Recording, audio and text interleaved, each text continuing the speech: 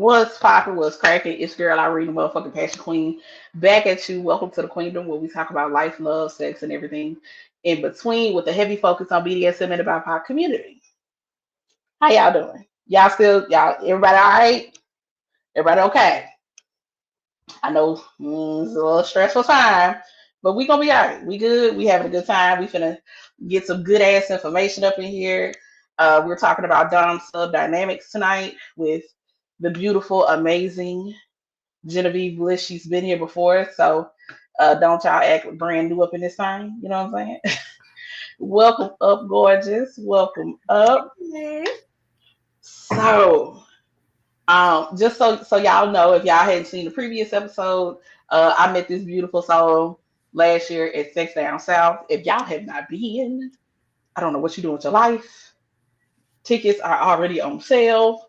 Make sure you get yours because I'm looking forward to I this am so. year. I'm hoping I get to perform. Ooh, So come I on. put, I put in my application and stuff. So I was like, oh my god, let's go. So Okay. We're gonna see if you get picked. Hopefully you do. hopefully, fingers crossed. Um, I'm really hoping that I do get picked because I think that'll be really fun. But yeah, so we talking about dumb sub dynamics. Mhm. Um, so what I want you to do first is let people know, about your position as far as the lifestyle goes and everything like that, and then we're gonna hop into a couple of questions that I got. Sound good. So about me. So Genevieve Bliss is my name. In scene, I go by Madam G, Lady G. Um, Not in scene and just very informal. I'll take a Jenna. Just depends on what you're trying to do with me. And of course, always come respectfully. I am a certified sex and relationship coach. So I did go to school for this. I am true to this. I have been in the lifestyle consistently since 2019. I am a sensual dame, either one. So that means I think I focus on sensual experiences through kink and BDSM, and I am beginner friendly to a lot of people. I do private sessions, I do shows, I educate, I perform. What else? And I do impromptu. Oh, I do coaching as well. I'm trying to get back into my coaching bag, so I do coaching. Yeah, that's who I am in a broad scope of things. Come on, so I need y'all to know when I bring people up here, I'll be bringing my people don't play. Okay, she about this. She know what the fuck she talking about. Okay, okay, all right. Mhm. So speaking of you in particular, and the fact, especially what just listen out everything that that you offer and everything like that. So how would a person that is interested in the lifestyle, like what does that process look like to be able to garner, I don't know if I want to say necessarily garner your attention, but be able to connect with you. And because I know it's a process, it's not simply just you schedule a time and say I want to do this with you. It's a process. If only it was that easy and simple. The You world know what must I'm be saying? perfect and safe if that's the case. Um, so to even start having conversations with me, I think the key thing that you have to remember is I am a human being. I am deserving of respect at all times. So it can be as simple as you just reach out to me. So let's start with my platform itself. I really wanted to make myself and brand myself as somebody that's accessible and attainable for people to reach out to. Because I didn't want to be one of those doms or dames where we get so high up on the totem pole where you can't even get in touch with me. You got to book me a year in advance, you know? And so I wanted to make myself accessible. So I make my Instagram public. My DMs are always open. I do look at my hidden requests, all my requests and everything like that. But to get in touch with me, you can just DM me and I'll direct you on the next steps depending on what you want.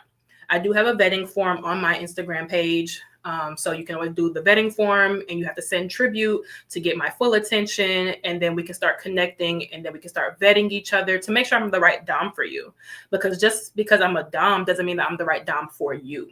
If you want something particular that I'm not skilled in or I don't enjoy, I'm not going to do it. All money is not good money for me. So if you want to do a full humiliation scene, that's not my style. Can I do it for a little bit? Yeah, I could tap in, but that's not my entire lane. I'm not going to do an hour of humiliation. That's going to be draining for me, and that's going to be work. That's going to be real work for me. When my scenes happen, I'm enjoying them, and I put my passion into it. I put my love into it, and so I get into it to where it doesn't feel like work. We are having fun, and I'm going to make sure you're good. I'm going to make sure I'm having fun. It's going to be a whole experience. So to answer the question, vetting form is on my Instagram page, send tribute, and be respectful. Those are the main things that I'm looking at when people are DMing me. If you just DM me saying, hey, sexy, it's ignored. I ignored one today. He got ignored. Rightfully so. Rightfully so. Because what's that? They don't do nothing for me. So we got the question of what's more your style. So go ahead. No, so go my ahead. style is more sensual. So with my experiences, I really just need to create a testimonial page for all the people that have done sessions with me. I really need to create that. That's on my service subs list of things for her to do for me. But essentially, my style is more sensual. So when you're coming to me, yes, there will be painful aspects of it, but it's going to be a lot of touching, a lot of rubbing, a lot of intimacy in the scene itself. So it's going to be a nice mix of pain and pleasure, sensuality, and questioning, are we about to fuck? Because if we about to fuck, let me know now kind of thing. But it'll never get to that point because I don't do bodily fluid exchange with clients. So that's my style itself. Okay. Now, for anyone who is not well versed in any part of the lifestyle, like, because for the vast majority of people, when they hear BDSM, the first thing they think about is whips, chain, and pain. You know what I'm saying? Mm-hmm. They think about the extreme scenes that they've seen in movies, and maybe if they was sneaking and watching real sex back in the day, you know what I'm saying? You think about all those because listen, real sex will have you thinking people is out here just beating the hell out of each other on a regular basis. You know what I'm saying? So for that, because I do want to delve a little bit into right, and leather and high heels, exactly. I do want to delve a little bit more into the sensual part because I also did a show a little while ago about the sensual part or the softer side of BDSM, because I think some people forget that just like with anything else, there's a scale, there's a range, and you could be on one end or the other end of the totem pole with this situation. So let's say you went through the vetting process with a person, somebody who's brand new to the lifestyle, and during the vetting process, you realize that they wanted to learn more about, let's say, impact play. It's probably one of the most common things that people, stick their foot into when it comes to the BDSM lifestyle. What would, without, you ain't got to tell us all your tips, tricks, and details, but, what would that process look like for someone who's new to it and who wants to experience it? You know what I'm saying? Like, what would that process look like coming into the room? What it would look like. So once you get through the vetting process, we've scheduled a date where we have our actual scene set up. I would lay out all the implements that I have that I'm going to use on you and basically do a toy show and tell. I'm going to explain every toy to you, what sensation it's going to give you. And then what I would do is do an all around the world experience with them, because somebody that's brand new doesn't know if they like stingy. They don't know if they like thuddy. So stingy is more so, imagine popping a rubber band on your wrist. That's more so that stingy sensation. Some people love that and only want that. There's also the thuddy sensation. Imagine punching your hand in your palm of your other hand. That's more that thuddy sensation. So I would give somebody the all around the world experience where they can experience each sensation, and then about 30 minutes in. So typically my sessions last minimum an hour. So 30 minutes, you'll get everything. And so then after 30 minutes, we'll take a water break. We'll check in. You okay? All right, cool. Which one of those sensations felt the best to you? How do you want to spend the rest of your 30 minutes with me? And so if you tell me you want to run it through the whole experience again, we'll do it all again. If you say, I didn't like stingy, let's just do thuddy. Say less. All the stingy stuff is going. We're just going to do straight thuddy. or flip it around and we'll do the opposite if you just want all stingy. So that's what a full session will look like with somebody brand new who knew nothing about impact play. I would do a full show and tell, explain everything, because I operate with the RAC acronym of consent, risk aware consent, consensual kink. And so I'm explaining everything to make sure that you understand all the risk and you understand what you're getting yourself into. Right. And that's very important. And I'm happy you mentioned that because typically, and this is now, mind you, I don't consider myself by no means an expert when it comes to the lifestyle. I feel like I am still very much in a learning phase. But one of the things um, that I've experienced out here in this beautiful dating is beautiful. I'm using this term very loosely, people. It's sarcasm. For those who did not pick it up, that was straight sarcasm. Okay. It's ghetto out here. Ghetto as fuck. Okay. Somebody needs to fix the filtration system and just change all the water. Because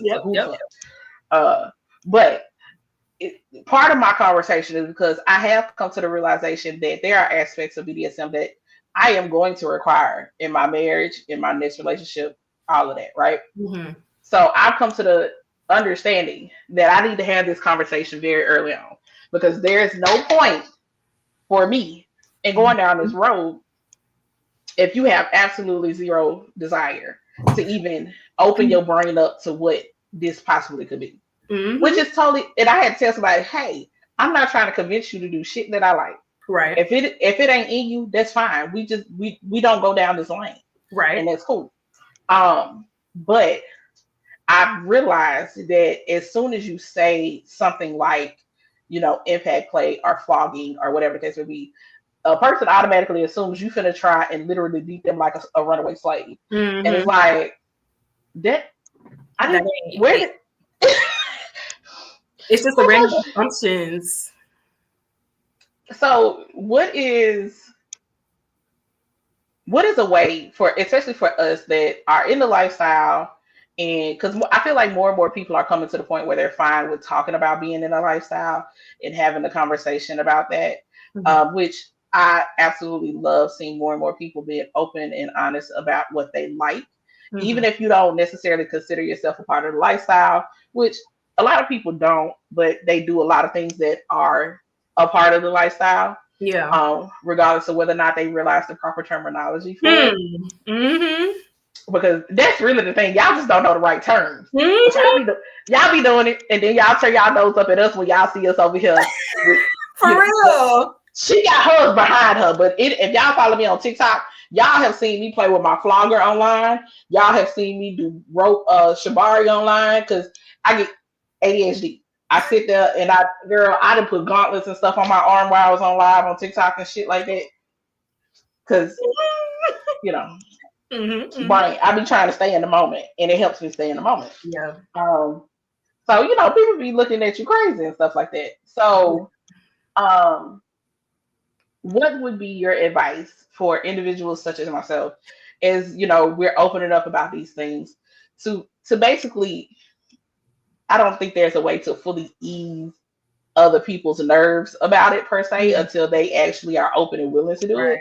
But like, what is your suggestion about that conversation? Because I know following you on Instagram, I see, the posts that you make about when you hang out with your friends who are technically vanilla, but it's like they're still very accepting. And, shout out to my circle, because my circle at this point is just like, yeah, that's her. Yep. Yeah. And I love that. And I love that for everybody. I love that for the entire community, because ultimately all of this that we're doing, all the kink, all the BDSM, is really just liberation and really just expressing ourselves and having a good time and just enjoying pleasure. That's all we're doing, is enjoying pleasure in different ways. So when my vanilla friends come to me and tell me like, yeah, I like to be choked up and called a bitch, I was like, oh, you into degradation and a little strangulation, huh? They're like, what? I'm like, you should go read a little bit. Get the definition and come back to me when you're ready to talk about it, because that's what you into, baby. Right. So some of my vanilla friends, I call them little creme. Like, you ain't vanilla, you creme. You a little darker than vanilla. You ain't all the way there, but you creme. A little eggshell. A little, yeah. I want a man over there. And so it's really just be open to it and just don't knock it before you try it. come in with a blank slate. Like, I know that everyone's seen or heard of 50 Shades of Grey. Sidebar, it is not a good example of BDSM and kink. It is not your Bible. Please don't reference that. But just wipe your mind clean and just come in with a clean slate of just like, okay, I want to enjoy pleasure. Tell me what you do like, and I can tell you what kink-wise correlates with that, and we can get something set up for a session. Because ultimately, we just all here for pleasure. At the end of the day. See, and it's not serious. It don't have to be that serious. Choking can be... So choking is really just holding the carotid arteries on each side and just cutting off blood flow a little bit. That don't have to be you pin down your tongue out. You can't breathe. It ain't all of that. Right. And blood flow. And here's the thing about it. It's crazy because if you are not a part of the lifestyle, majority of people do not know how to properly choke. Ooh, talk about it. You know what I'm saying? And here's the benefit of being inside the lifestyle and being connected with individuals who respect and take this seriously is because they know the proper techniques as to not harm you. Mm-hmm. Whereas Ray down the street go take your life. You know what I'm saying? Ray is on your trachea. He is about to take you out of there. You in the hospital trying to explain why you can't talk, can't breathe. You walking around here sounding like Barry White by the voice because he done fucked your shit up. Please don't let nobody grab you from the front and choke you. All that pressure on the front of your neck. That ain't safe. Man, they leaning into the shit. Oof. Shot. Let me tell you something. When you learn better, you do better. Okay. This is facts. And just for a quick little plug, as she was saying about learning proper terminology and stuff, my good sis, she has a beautiful book. Okay. Everything is linked down below in the description. Go ahead and get y'all a copy of her journal. Mm-hmm. It's called the Self-Exploration Journal, A Different Way. She has a lot of information about proper terminology.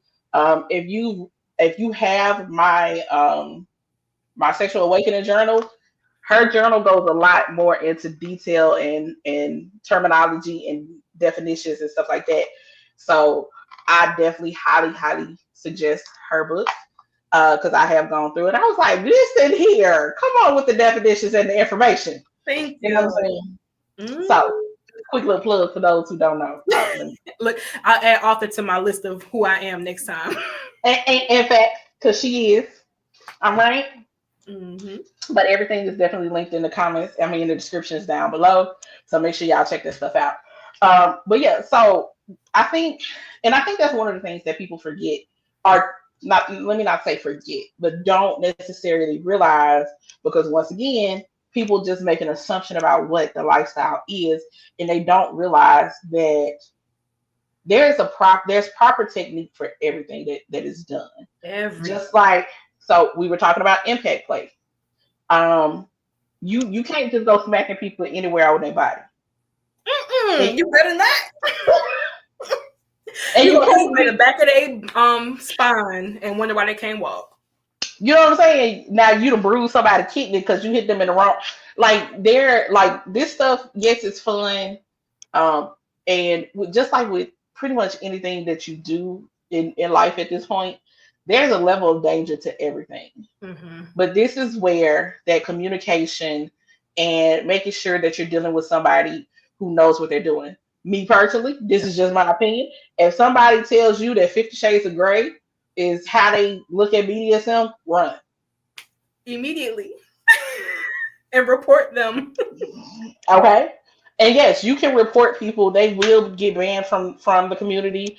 It will get put out there like, hey, be on the lookout for this particular person. Like, people in the lifestyle who truly love this thing, who respect it, who value it, they do not play. They don't play about consent, and they don't play about safety.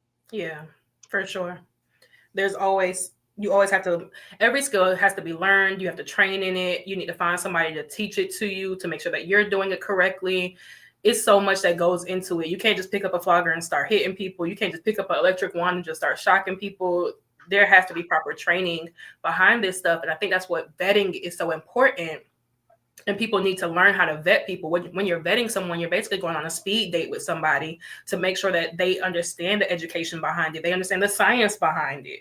If I'm doing fire play, you should know fire can only stay on my skin for 5 seconds. You should know to ask me if I have lotion on my skin before you start fire play. That's all in vetting and getting to know somebody. Interview these people, top or bottom. Interview everybody.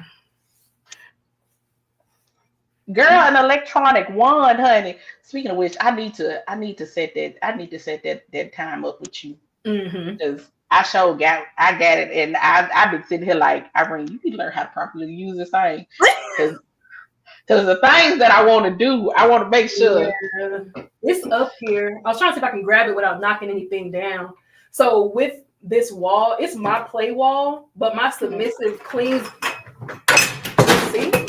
There you go. All right, now don't gonna yell at me, but she cleans and she takes care of the wall, so therefore it's her wall. Right. But this is the this is like mine not black and purple though. Is it? Yes, it is. I'm lying. It is. That's my list. See the black. Yeah, that's the set. That's the my set looks very similar to that. I actually have the additional attachments, like the one that turns you into the conductor. Oh, it's up here somewhere. Yep. That's the one that I need to make sure I schedule some time with you. I have two. I have one that goes on the wrist, and I have one that you just put on your waist, and you could just be hands free. I got both of them. That's the one I got. I got the one that goes on your waist. Yep. So yeah, I got that one. I got the flogger attachment. I got the what's that thing called? The pinwheel attachment. Oh, you got the thing. You ready? I got all the things. I just haven't used it because I want to make sure I use it properly. I'm like, I don't want to send this lady fine ass son to the hospital. You know what I'm saying? I want to make sure be safe with it. You know what I mean? I want us to have an experience, but I don't want it to end badly. Right. Thanks. So I have a lot of things. I don't have everything. I have a lot of things though. It is that I can honestly say that seeing Black folk in this lifestyle, we operate very differently, in my personal opinion, in this lifestyle. Which, if you all can go, I will preach it until I turn blue in the face. Sex Down South, the first weekend of September in Atlanta, is the perfect place to be. I'll make sure to add the link to the description a little bit later, or at the end of the show. I'll make sure to add it. But Sex Down South is an amazing place to be, to see Black folk in the lifestyle. And it's amazing because not only is it about the lifestyle, there's the spiritual aspect of it that is amazing. So there's a lot of opportunity to experience and learn some things. I stand by. The craziest thing that I saw was the whole fisting competition. Shit blew my fucking mind. I was like, yeah, like you know, like you see shit on the internet, but seeing it face to face. Yeah. Yeah. Literally, that was my face the whole time. I said, well, look, it's all the way in there. That is crazy. Yep. Once again, they taught how to properly do it. Did I participate? No, but it was very interesting to learn. Look, I went and learned too. I don't do it, but I wanted to see how you do it just in case. You know what I'm saying? You never know what will happen. I got 4 fingers in like safely, but I was like, let me just go ahead and learn how to get the 5th finger in there. Oh, heard you. Okay. Got it. See, and listen, first off, let me the caveat sidestep from the actual. I like big dudes. Who? No. The answer is absolutely your big ass hand and wrist.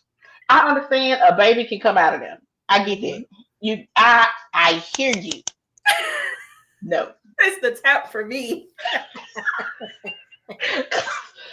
No. Amen. I'm with a lot of shit. That ain't one of them. Look, I know some people that'll do it in a heartbeat. Ricky Bobby, no. I don't know. I know it's Ricky Stout. Ricky, I'm saying Ricky Not Bobby. No, test it out. that is not my ministry. It is not my ministry. It's a right. Okay, your body naturally changes to make room for the baby. I don't think my body's gonna be like, oh, you finna accept the fist, let me. No, Going in the other way. no, I'm good. I'm okay. Mhm. I'm okay. So now that we said that part, but um, but yeah, no. See, being able to be in such a space was transformative. Mhm. Is the best way I can put it. Yeah. So for anybody who's watching this, if you can, if you are, and I don't care if it's you've never tried anything BDSM a day in your life, but if you have the smallest amount, the teensy teensy white teensy weensy amount of Mhm. curiosity, sex down south is where you need to be. For sure. It's a lot of people that have never done anything BDSM related that go to the conference because ultimately it's a conference. There are a lot of educational classes that aren't BDSM related that you can always attend. And then if you're interested, you can go to the dungeon afterwards. And there will be people like me who I just like doing pickup play with folks. And I like taking people virginity. I am the virginity collector when I go places. So I love meeting new people. I'm like, hey, I've never done this. Okay, do you want to experience it? Let's talk about it, and then we'll do a quick session, and then now they're hooked. So I get a lot of my clients from Sex Down South. My submissive actually is from Sex Down South. Her first BDSM experience was with me, and then she was just like, I want to be in connection with you, and so we went through a trial period, and now she's under contract.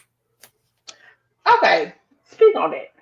So when you say she's under contract, can you kind of Mm-hmm. explain? Because I guess my question is this contract different from what you or what someone would experience with you as a client? Yes, definitely. It's completely different. All right. So with her, so first let's start from the beginning.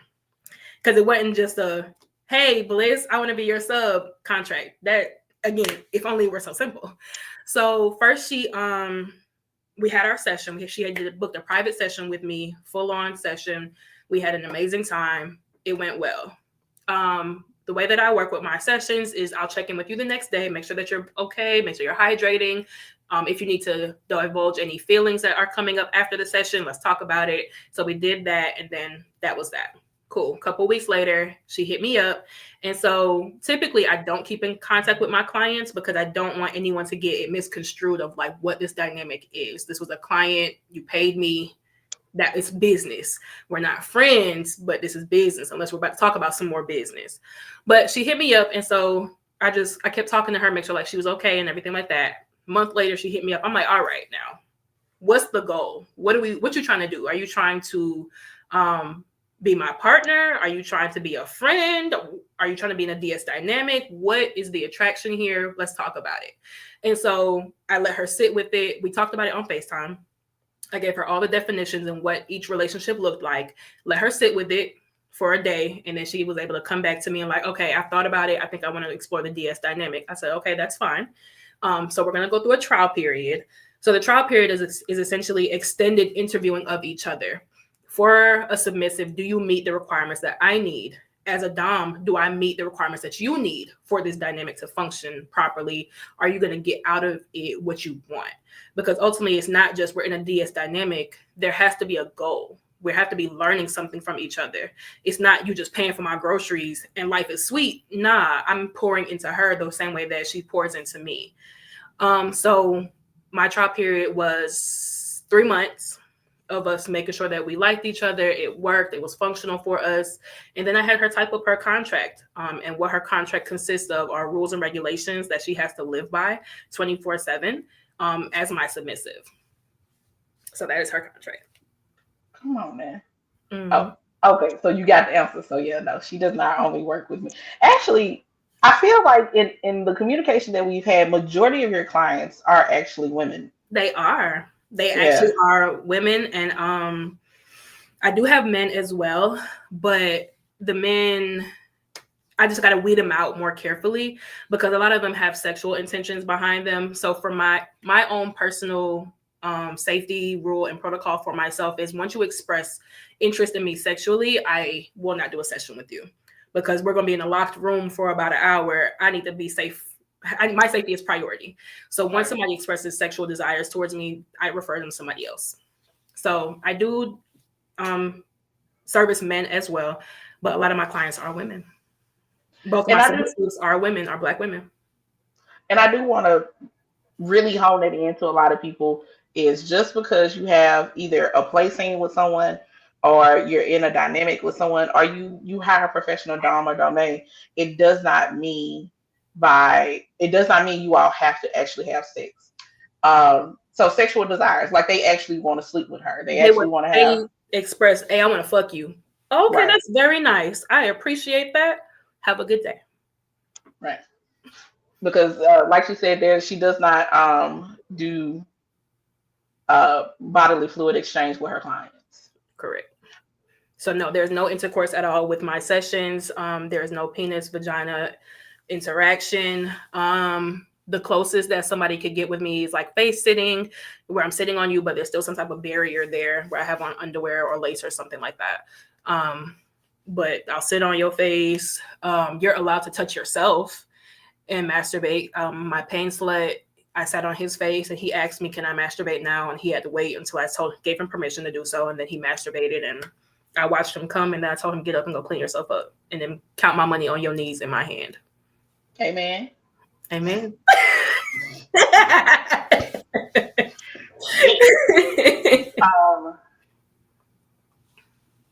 So let me kind of expound on this question.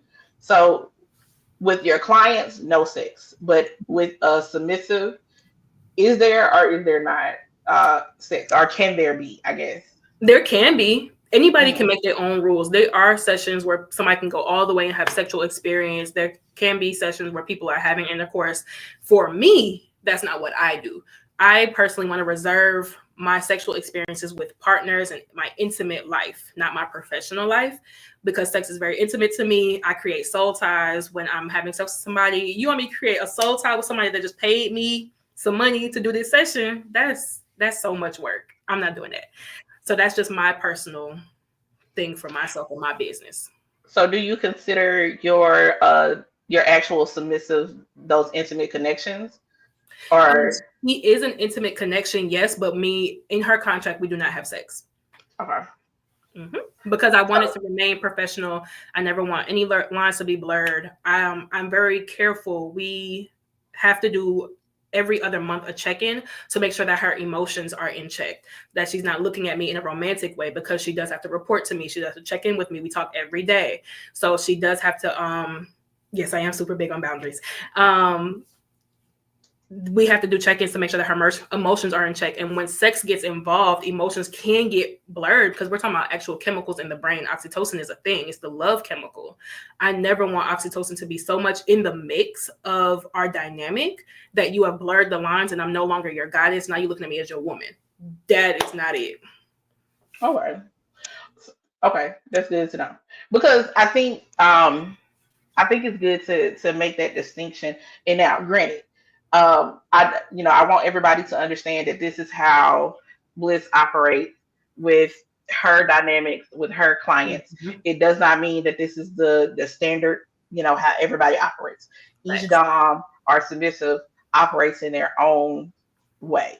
So let me put that out there. If you've seen any of my other shows with professional dom subs or anything like that, you'll realize that not everybody has the same set of rules that they abide by.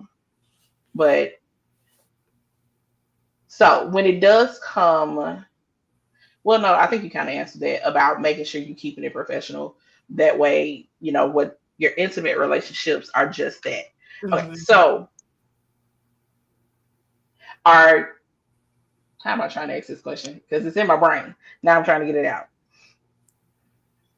Has there ever been a time where somebody has gone from a professional or dynamic with you to an intimate dynamic, or it's because I do understand that you are very big on your boundaries, but connections happen sometimes in the most expected ways for Mm-hmm. people. So These are facts.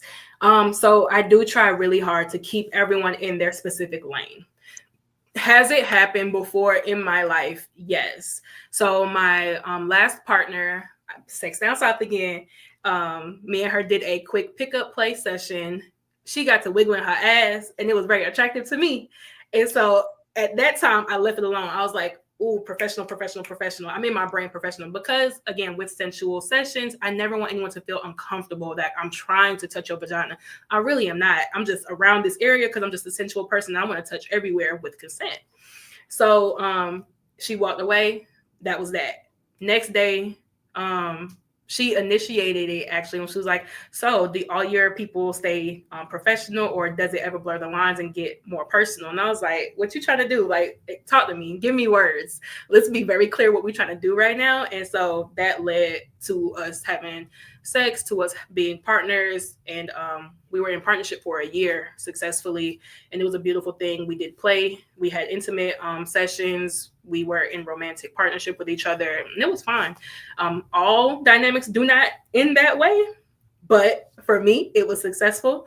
Would I do it again? Cautiously, yes, because it was a beautiful thing that happened where I did get to have somebody that was very kink, um, understanding kink and was into kink, and it was just a beautiful dynamic.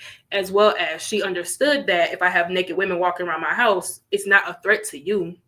They are servicing me, or they're here to do something, or we're doing a session. And so I didn't have to deal with the jealousies or not understanding or having to explain. nice, Mm-hmm. nice.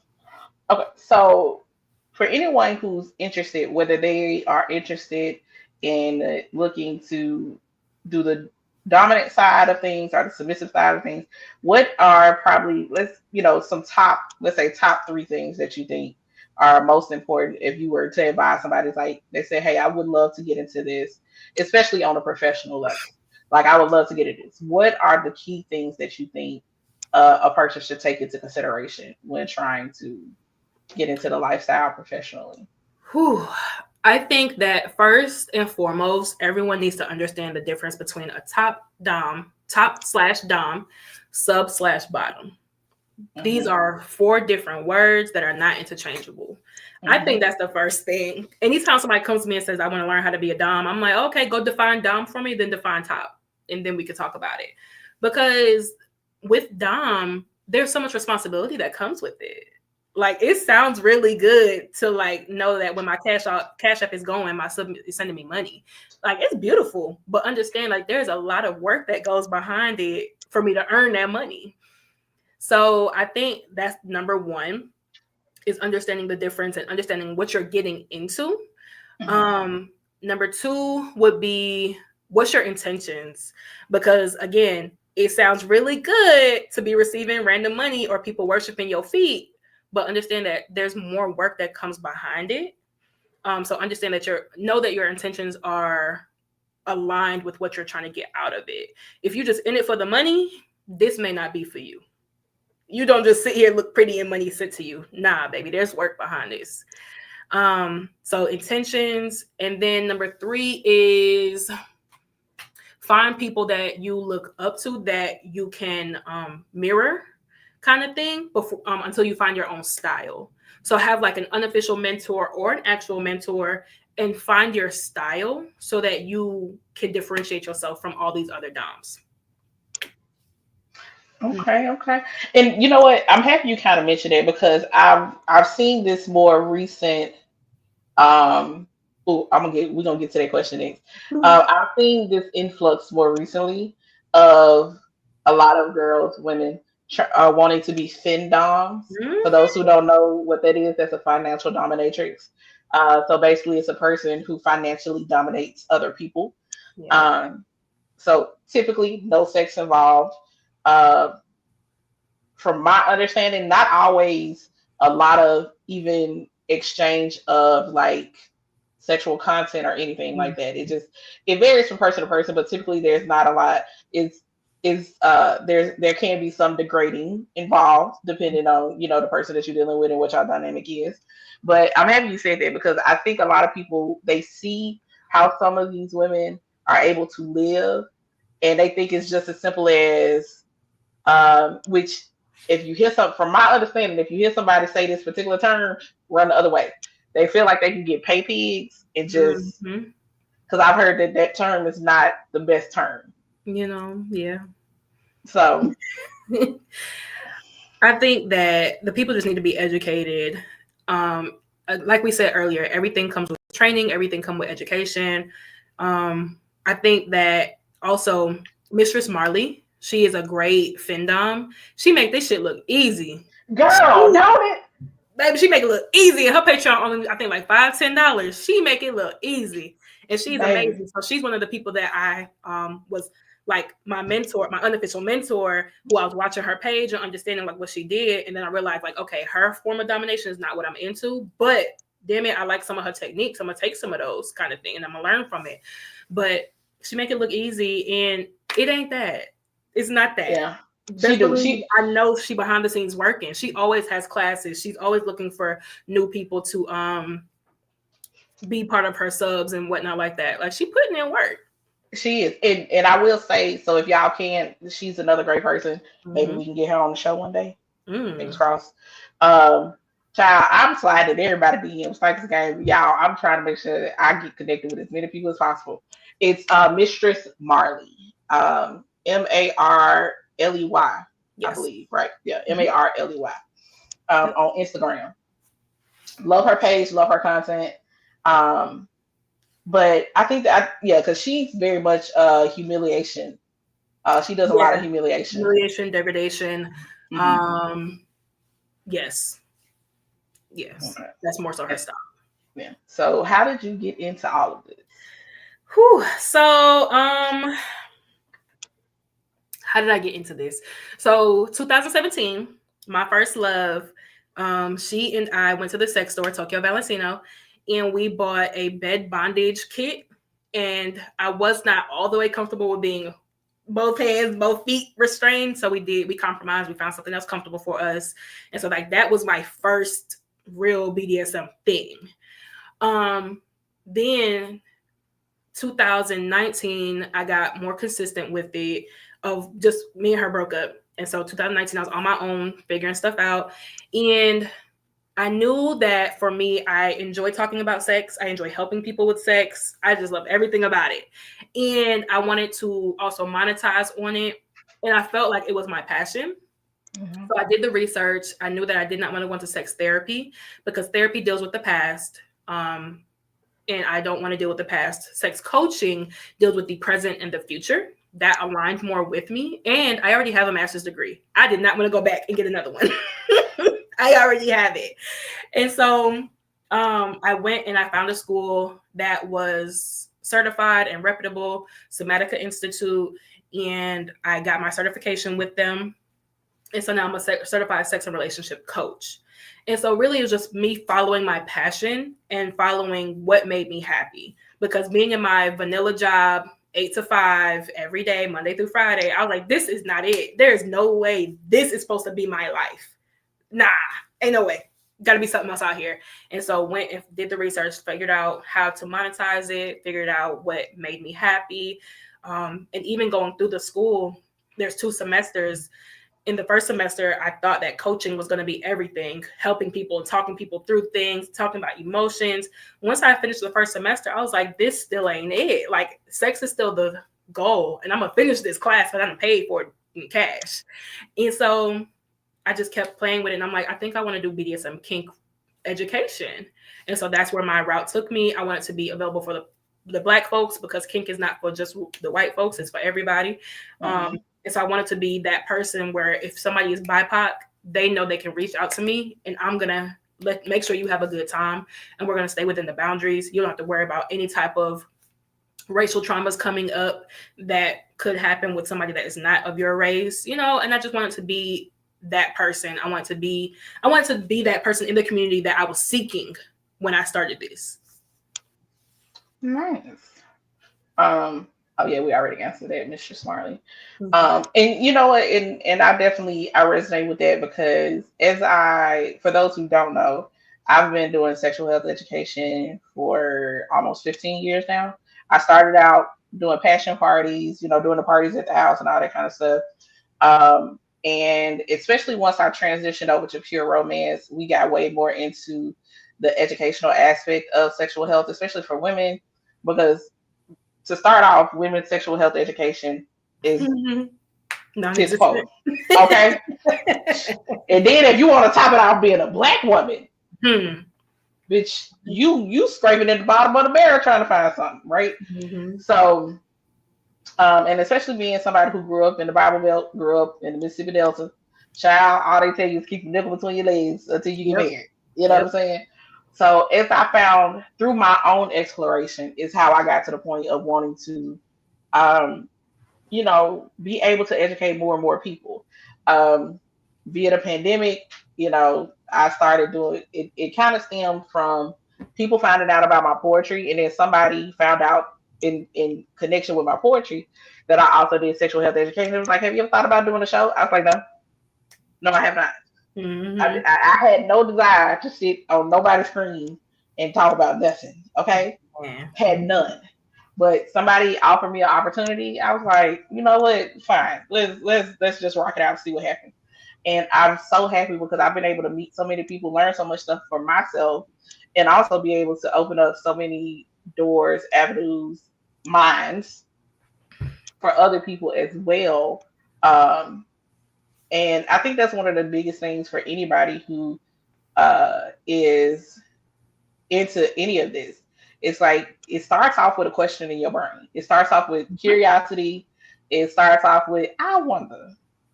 Because, like you said, this ain't just for white folks. And typically that's what we're used to hearing. That's white folks shit. You know what I'm saying? And being able to connect with so many beautiful people, especially like Bliss, I've been able to connect with Tayomi, Daddy Hef. I've connected with some amazing people. I love Tayomi down. Okay. Absolutely amazing. If you don't know who Tayomi is, I don't know what you're doing with your life. Okay. Glamazon, Tayomi on pretty much every platform, I think. I think so. I was just with her at my last performance, actually. She was in the room. Nice. I was like, hey girl, how are you? Okay. She's so warm and she's so welcoming, and she's somebody that I put in the category of like, you are amazing, because she makes herself accessible. So when I met her the first time, me and her had no prior conversation. I was like, yo, I love the scene that you did with X. And she was like, yeah, here's my Instagram, hit me up anytime. Okay. Didn't know who she was. And then looked at her Instagram. I was like, oh shit, you big shit out here. And I definitely did hit her up and said, hey, thank you for letting me reach out to you. And we had a conversation in the DMs. Just genuinely sweet person. She's amazing. Absolutely. Same. I actually, one of my homegirls was familiar with her. And then I started following her on social media and, saw all the amazing things. Because she's like, I understand for a lot of people, if you are not a part of the lifestyle, you might not know who she is. But she has been on mainstream TV shows. She has her what does she call it? The cowgirl writing class. She did that on like one of the housewives shows. Like she out there doing some shit. Okay, she's some big shit.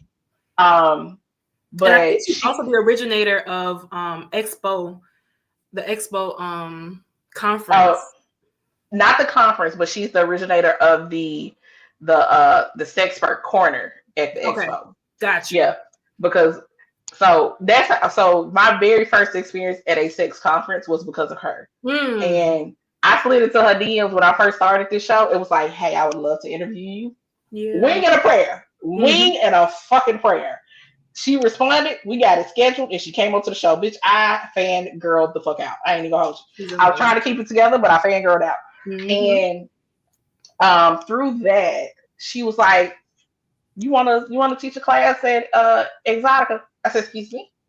Yes. I said, I'm gonna say yes because I feel like I shouldn't pass up this opportunity. I didn't know what the fuck I was gonna talk about. But I ended up it was the one in Miami in 2022. I did Miami.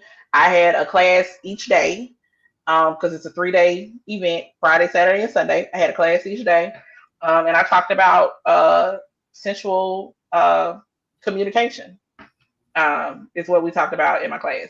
Yes, follow everybody, girl. Follow everybody. I'll try and make sure to drop Mistress Marley's and Tayomi's Instagrams in the description of this particular video, just to be on the safe side, just in case anybody wants to make sure that they go and follow her. But Glamazon, Tayomi, Tyomi. I'm about to send it to her because she just followed me. Okay, baby. A lot of letters in her name. It is. So you can follow her. It is. Yeah, because I'm hoping to get her, especially since she's been more talkative or more verbal about pet play. I'm hoping to do an episode on that because her and one of my other homegirls both do pet play. I want to see if I can find a guy that does pet play. I know too. I'll send it to you. Appreciate it. But yeah, so but yeah, it's so many different aspects of this lifestyle where I think that's one of the biggest things that I tend to want people to understand, or that I hope people get from each one of these shows when we go into depth about different aspects of BDSM, is that it doesn't have to look the same for everybody. You don't have to be on the extreme end of things. You can curate the lifestyle the way that you want.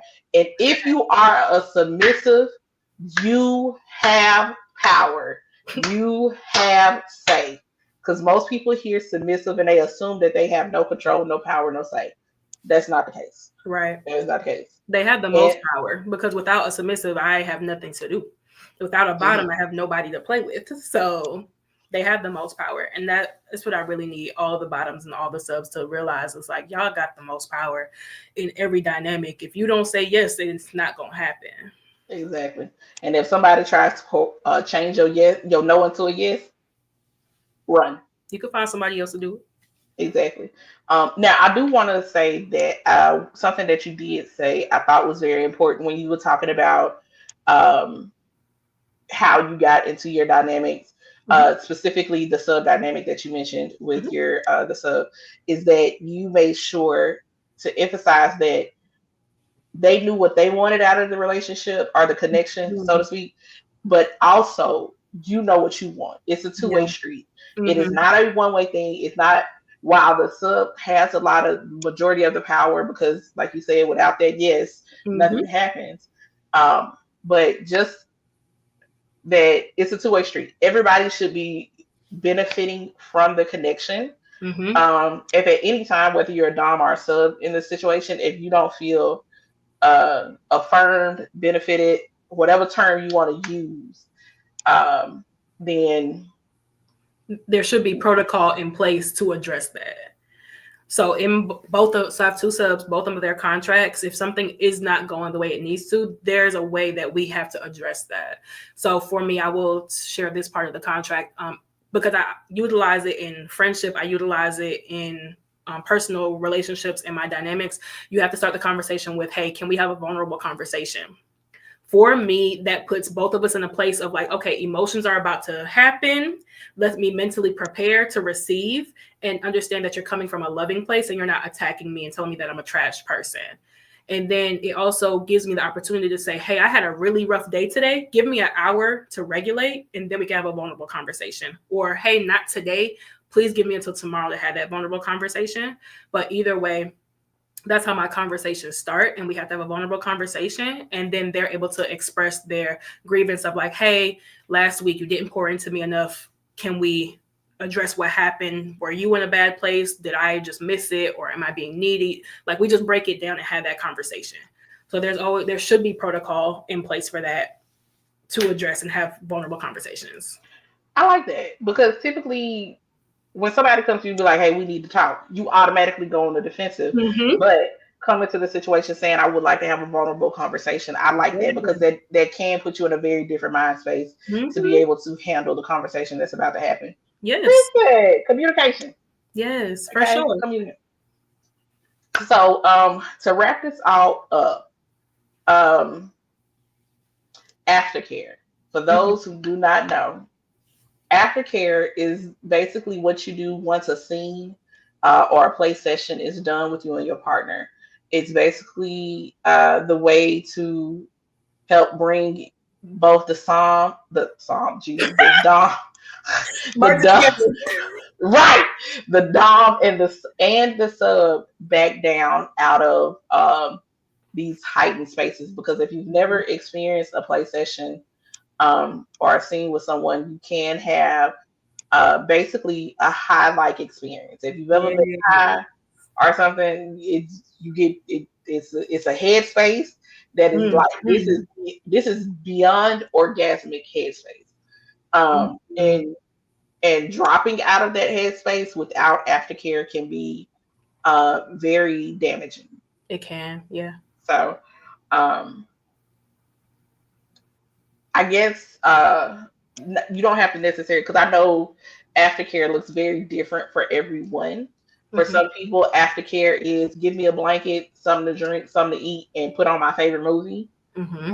For some people, it's I need cuddles, I need words of affirmation, I need this, I need that. You know what I'm saying? Yeah.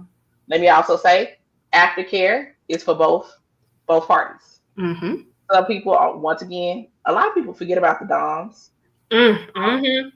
And as the person who is a switch, I don't think that's fair. Yeah. You know what I'm saying? I feel like aftercare for a submissive or a dom is just as important as the aftercare for the submissive. Um, but I guess my question starts to come with what are, or better yet, how do you communicate with your submissive or even with your clients when it comes to aftercare? Like, what are the particular things if somebody is trying to have that conversation, especially if they've never thought about what they may need Yeah. for aftercare? What does that conversation kind of look like? Whew, you want a whole part two of this show. Aftercare is a whole thing. I So mean, we definitely can play. You know me, because I do need to do a whole episode on aftercare. So thank you. I will add Mhm. that to the list. So your definition of aftercare is spot on. The way that I describe it is essentially it's bringing somebody back down to neutral. I think first disclaimer is that just because you and I do a scene together does not mean that I have to be the one to do your intense aftercare with you.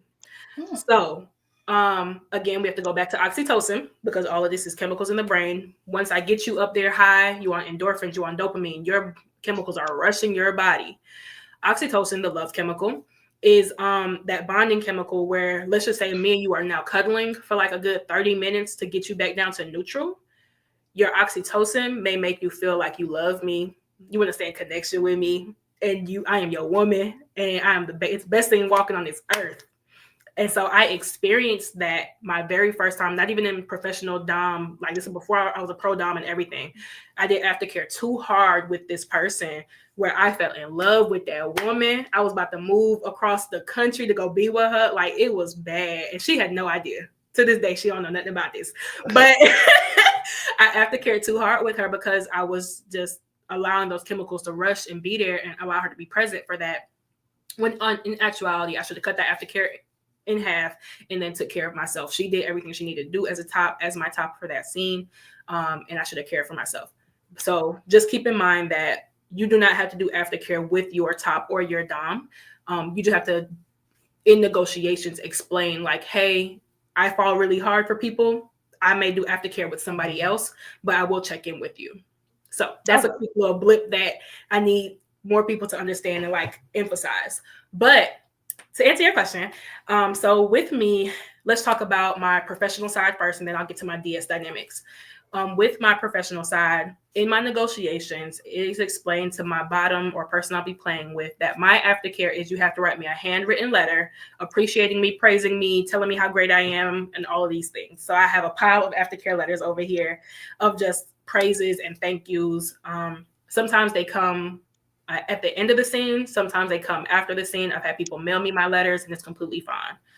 So with the other person, let's just say they know how they want to do aftercare. Then I do exactly that. If they just say, I want to be hugged on and some fruit snacks, I'm going to go to the store and buy some fruit snacks. I don't eat them, so they're going to take the whole box with them because I don't need those. Those are for you.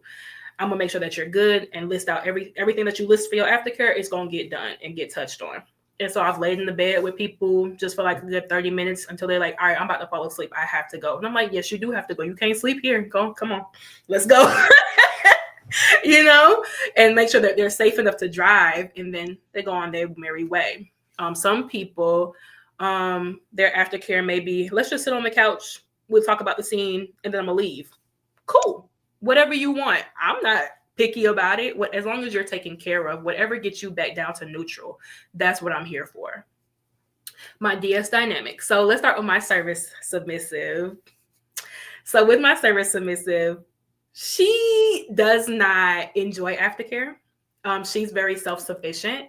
And so in the beginning, her aftercare was more so I had to leave the room. Like, so if we're in my house, me and her played on the downstairs level of my house. I had to go to the upstairs level of my house away from her so she could redress and leave. She did not want to see me. She didn't want to talk about it. She wanted nothing to do with me. When I tell you I was flabbergasted, I had never seen that type of aftercare before. And I was like, that's all you want? You want me to leave the room and not talk to you? And I'm going to just hear my door open and close and that's it? And so that was her thing that she did. And so me and her sat down and we talked about it. And so we now have in the contract where there are different ways that we do aftercare that both accomplish what I desire as well as what she desires as well. And there are guidelines that I have to follow where I have to ask and check in with her. Like, do you want to do this discussion breakdown of our scene now or later? Do you need 30 minutes to yourself or do you need to do it first? Like, we just break it down so that we do aftercare for her, because for her, she was more so hesitant on the bond that she'll be creating with me doing aftercare. So that oxytocin aspect. And I'm like, you don't have to be afraid of me. I am your dom. I am your service dom. It's two different things. I am your service dom. I am here. I can be in connection with you safely. And so getting over that fear of things. And now we have a regimen of what aftercare actually looks like. Cool. Now with my DS sub, my lifestyle sub, with her, she is touchy-feely. She is hug on me, rub on me, cuddle with me. And so her aftercare is very different. It's the other end of the spectrum where she want to lay down with me. She want me to rub her back. She want to make sure I got some water for her. And we just going to talk about the scene. She going to give me all these praises. And I'm going to just tell her, be quiet. Just receive the cuddles. Because like she's wanting, with her, it's a battle where she wants to show up for me and give to me. And I'm like, it's not the time for you to give to me. This is the time for you to receive. Just relax. Let me just bring you back down to neutral and relax. And so we'll just lay in the bed and cuddle and talk and just be present with each other until she's ready to get up. I like that. That's dope. That is dope. I mean, because it shows so many different avenues of how aftercare can look. Because once again, nothing about the lifestyle is cookie cutter. Yeah. Outside of consent and proper technique for stuff, nothing is technically cookie cutter in the lifestyle. So I absolutely love that. All right. So because Lord knows I can keep going. So let me wrap this up. So tell the people everything that they need to know about you, where they can find you, all the good stuff. Before we wrap this good thing up. Instagram is bliss.like10. I put it next to my name this time. That is my Instagram page. That's where you can find my link tree to my journal. You can find all my links tree to everything else about me. You'll see my events that I have coming up. My next performance is March 1st. So I will be performing with the wonderful Kelly's Dreamland here in Atlanta. It is burlesque themed, so I'm very excited about that. Burlesque is my favorite movie too. So it's a Saturday. Let me go write it down right there. So March 1st is my next performance that I know of, unless somebody booked me in between there. That's my next public performance. I'm always available for private sessions. You just have to coordinate it with me in my busy calendar. But yeah, that's how you can get in touch with me, mainly through Instagram. I have a Fat Life as well. It's linked in my link tree, but Instagram's going to be your fastest bet to get to me. Yeah, I got my own beats with Fat Life, but that's another story for another day. Yes. Another story for another day. And for those who don't know what Fat Life is basically a social media platform for BDSM. Simplest way to put it. Pink Facebook. Yeah. Simplest way. Okay. Because I made note of that. Because I follow Kelly's Dream and they show, I can't remember what, I think you shared or posted something and I think I commented and it was like, you comment?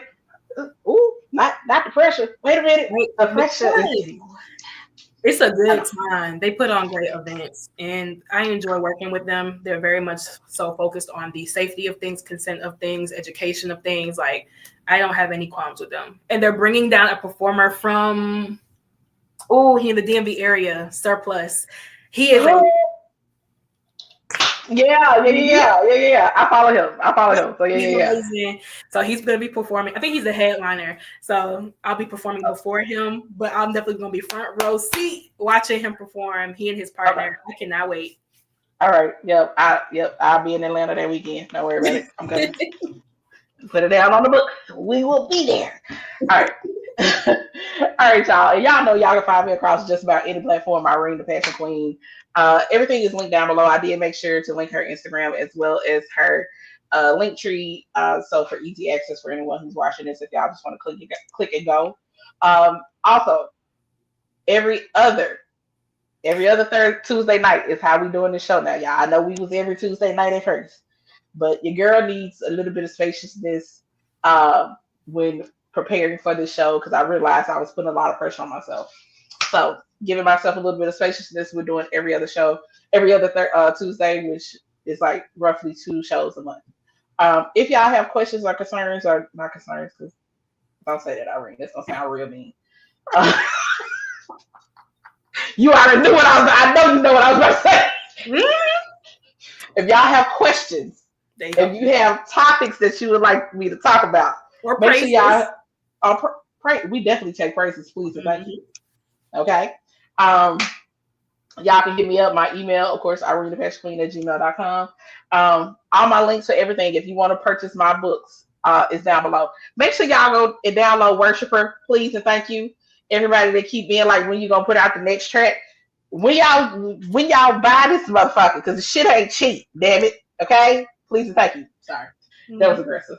But thank you as always for coming through and blessing the people with some good knowledge. Y'all thank y'all for subscribing and everything. Hopefully everybody in here has subscribed. Tell a friend to meet us here on the 4th. All right. Thank y'all. Talk to y'all later. Bye.